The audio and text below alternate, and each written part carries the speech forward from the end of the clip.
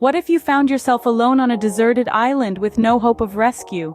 A chilling question, isn't it? It nudges us to ponder on the intriguing concepts of survival and isolation.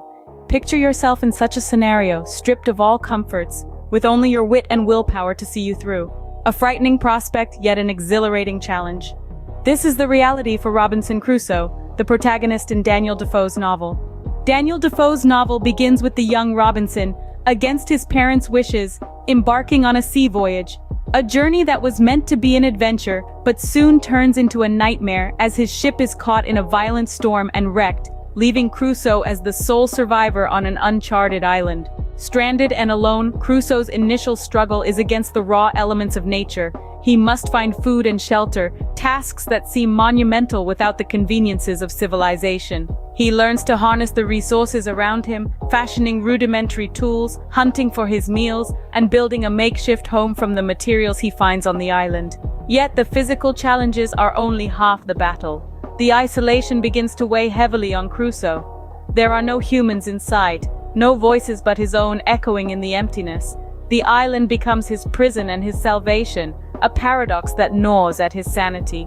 The psychological toll of this extreme solitude is perhaps the harshest aspect of his ordeal.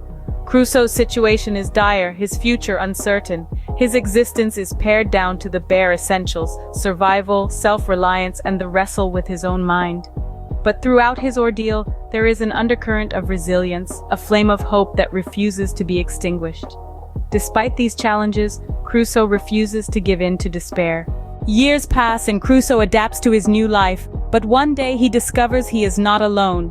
As the sun rises and sets, marking time's relentless march, Crusoe becomes something of a fixture on this deserted island. He's not just surviving, he's thriving in his own unique way. Yet the harsh reality of solitude gnaws at him, an ever-present specter.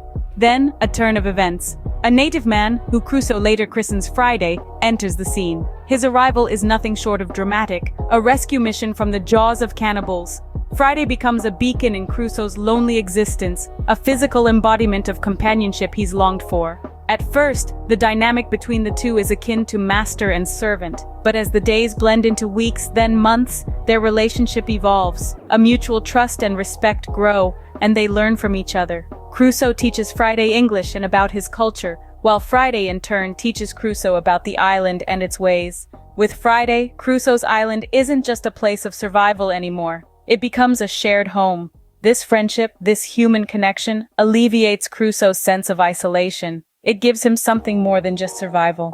It gives him a purpose, a reason to look forward to each new day. In this unlikely friendship, Crusoe finds a renewed sense of hope and purpose.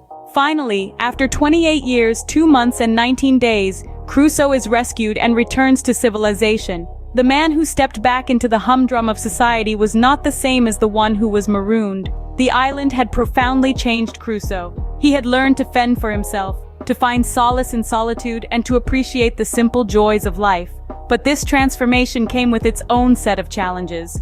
The bustling streets, the chatter, the societal norms, all felt alien to him. He struggled to readjust, to fit back into the mold. He had grown accustomed to the rhythm of the island, the language of the wild, the company of his own thoughts.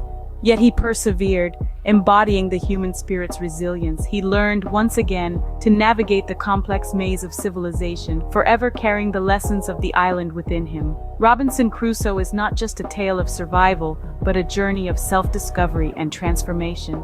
So, what does Robinson Crusoe teach us about survival and isolation? As we've delved into today, Crusoe's tale is a testament to the resilience of the human spirit. Stranded, he faced adversity with an indomitable will. His story underlines the significance of hope and companionship, even in the direst of circumstances.